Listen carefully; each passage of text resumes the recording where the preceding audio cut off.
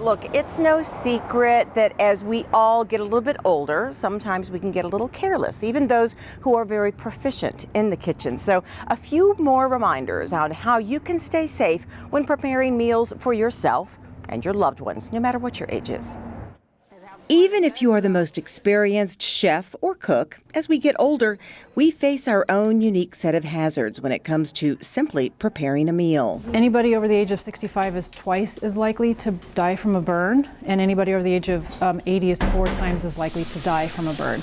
Melanie Denon says there are many reasons why those statistics exist, starting with increased medicine that can make us a little less alert. Well, unattended cooking is the #1 cause of fires in a kitchen. People step away from the fire, will open flame while they're cooking. A lot of times with seniors, they take medications that can make them drowsy, or as they age, they get a little forgetful. So they'll take medication, they'll sit on the couch to wait for something to cook or in the oven, and then they fall asleep. Without working smoke detectors, a small kitchen fire can grow quickly. Also, our skin becomes more sensitive with age.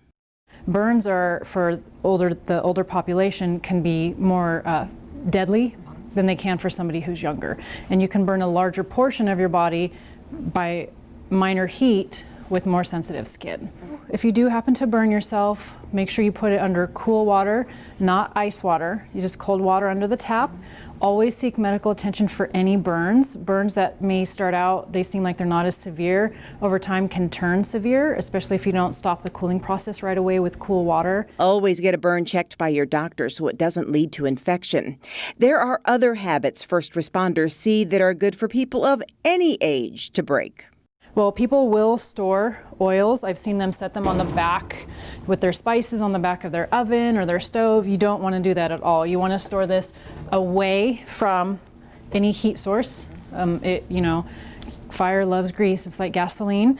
Another mistake people make is they use towels instead of hot pad holders. So when you go to pick up a hot pan, the towel's hanging down, it'll catch the flame. And now it'll catch their hand on fire.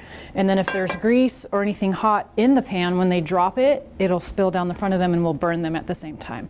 Also, it may sound odd, but there's actually a safe dress code for the kitchen.